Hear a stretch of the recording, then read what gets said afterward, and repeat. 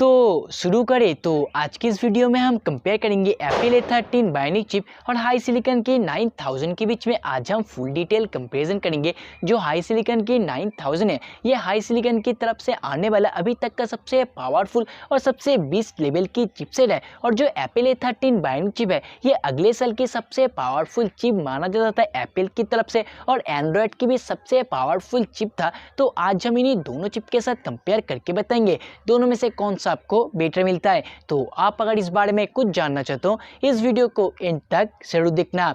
शुरुआत कर लेते हैं। सबसे पहले दोनों चिपसेट की एनएम की टेक्नोलॉजी से हम लोग शुरुआत करते हैं। तो जो एप्पल A13 बायोनिक चिप है, ये आपको मिलता है 7 nm की टेक्नोलॉजी में, और जो हाई सिलिकॉन की 9000 है, ये आपको मिलता है 5 nm की टेक्नोलॉजी में। तो अगर 5 nm को 7 nm के साथ कंपेयर किया जाए तो लगभग आपको 45 से 50% तक बेटर आपको पावर एफिशिएंसी आपको 5 nm के अंदर मिलता है, और 5 nm कम हीट होता है एज कम्पेयर 7 nm। बात कर लें दोनों का अगर CPU के साथ कंपेयर किया जाए कौन सा बेटर मिलता है। एप्पल A13 बायोनिक चिप में टोटल आपको 6 कोर दिए गए, जिनके अंदर 2 और 4 कोर में डिवाइड किया गया है। 2 कोर आपको मिलता है लाइटिंग कोर में, जो कि 2.1 गीगाहर्ट्ज तक बूस्ट क्लॉक मिलता है, और 4 कोर आपको मिलता है थंडर क्लॉक में, जो कि 2.0 गीगाहर्ट्ज तक क्लॉक मिलता है। बात कर ले हाई सिलिकॉन की 9000 के बारे में, इसमें आपको टोटल 8 कोर दिया गया है, जिनके अंदर 2 कोर आपको मिलता है Cortex A77 में 3.13 गीगाहर्ट्ज में, उसके साथ ही और 2 कोर Cortex A77 में 2.24 गीगाहर्ट्ज तक, और 4 कोर आपको मिलता है Cortex A55 में 2.0 गीगाहर्ट्ज तक। तो अगर दोनों के साथ कंपेयर किया है, ऑब्वियसली आपको हाई सिलिकॉन की 9000 आपको बेटर देखने को मिलता है। लेकिन अगर कंपेयर किया जाए रियल लाइफ के साथ, एप्पल A13 बायोनिक चिप आपको बेटर ही निकल जाएगा, क्योंकि Apple A13 bionic chip Apple के फ़ोन में मिलता है, और एप्पल सॉफ्टवेयर और हार्डवेयर में इतना अच्छी तरीके से ऑप्टिमाइज करता है कि बहुत ही अच्छा लेवल तक आपको इंप्रूवमेंट के साथ ये आ जाता है। लेकिन अगर हम बात करें हाई सिलिकॉन की 9000 के प्रॉब्लम के बारे में, ये एंड्रॉयड के साथ आता है, और एंड्रॉयड के साथ तो आता है, लेकिन जो हाई सिलिकॉन की 9000 है, ये हुआवे के फ़ोन में आता है या ऑनर की फ़ोन में आता है। तो ऑनर की फ़ोन में तो गूगल का भी सपोर्ट आपको नहीं मिलता है, और उसमें आपको एंड्रॉयड भी नहीं मिलता है। तो अगर उसके साथ ऑप्टिमाइजेशन के चलते उतना ज़्यादा आपको अच्छी तरीके से ऑप्टिमाइज नहीं कर पाता है, प्रोसेसर पावरफुल होने के चलते भी, तो इसीलिए आपको Apple A13 bionic chip better निकल जाएगा। बात कर लें दोनों का अगर GPU के साथ कंपेयर किया जाए कौन सा बेटर मिलता है। एप्पल A13 बायोनिक चिप में आपको GPU मिलते हैं, एप्पल की खुद का 4 कोर की GPU है, और ये आपको बहुत ही ज़्यादा अच्छा आपको मिलता है। लेकिन अगर हम बात करूँ हाई सिलिकॉन की 9000 के बारे में, इसमें आपको मेलिजी का 78 का GPU यूज़ है MP24 टेक्नोलॉजी के साथ, और ये जो GPU है ना, ये बहुत ही नेक्स्ट लेवल की मिलता है। एड्रीनो की 660 से भी ये बहुत ही अच्छा मिलता है। तो एप्पल के साथ तो ये कुछ टिकता ही नहीं है, लेकिन तब भी आपको Apple A13 bionic chip optimisation के चलते आगे निकल जाता है। बात कर लें दोनों का रैम सपोर्ट के बारे में, एप्पल इस बारे में ज़्यादा खुलासा नहीं करता है, लेकिन आपको हाई सिलिकॉन की 9000 में अप टू 16 GB रैम को सपोर्ट कर सकते हैं LPDDR5 के साथ।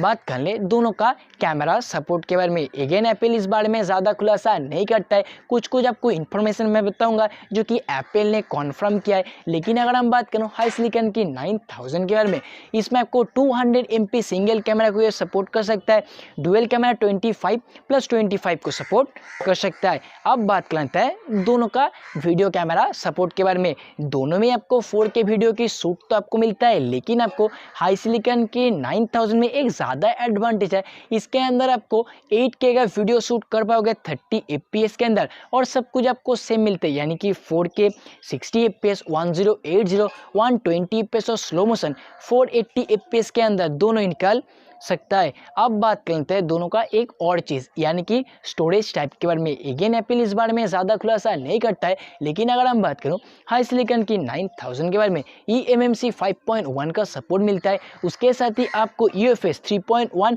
UFS 3.0 और UFS 2.0 का भी सपोर्ट आपको देखने को मिलता है।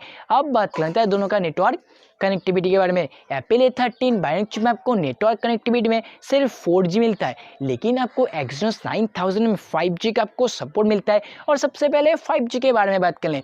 5G में आपको Exynos 9000 में अप टू डाउनलोड स्पीड मिलता है 3.5 GB तक, और अपलोड स्पीड आपको मिलता है 2.24 GB तक। बात कर लें 4G के डाउनलोड और अपलोड स्पीड के दोनों के बारे में, एप्पल A13 बायोनिक चिप का डाउनलोड स्पीड आपको 1.5 GB तक मिलता है, और अपलोड आपको स्पीड मिलता है 920 MBps तक। बात कर ले Exynos 9000 के बारे में, इसमें आपको डाउनलोड स्पीड मिलता है 4G के अंदर 2.5 GB तक, और अपलोड स्पीड में आपको मिलता है 920 MBps तक। तो इस मामले में भी आपको Exynos 9000 बेटर निकाल जाता है। बात कर लें दोनों का वाईफाई कनेक्टिविटी के बारे में, दोनों में आपको सेम आपको वाईफाई कनेक्टिविटी मिलता है।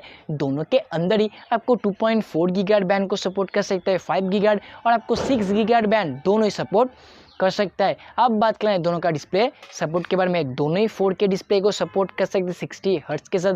और अब फुल HD की बात करें, फुल HD की बात यानी कि 1080 120 FPS के अंदर दोनों ही निकल सकता है। अंतुतु के बारे में अगर बात किया जाए, एप्पल A13 बायोनिक चिप में अंतुतु आपको लगभग 4,50,000 के अराउंड है, और हाई सिलिकॉन की 9000 का अंतुतु लगभग 5,50,000 के अराउंड है। तो अगर दोनों के साथ कंपेयर किया जाए, हाई सिलिकॉन की 9000 बेटर निकल जाता है, लेकिन रियल लाइफ में आपको Apple A13 bionic chip better निकल जाता है। तो दोस्तों ये था आज का वीडियो। और आपको वीडियो पसंद है, वीडियो को लाइक करना, जाते जाते कमेंट करके बताना दोनों में से कौन सा आपको लगता है ज़्यादा वैल्यू प्रोवाइड करता है। मिलता हूँ आपसे नेक्स्ट वीडियो पर, तब तक के लिए बाय बाय।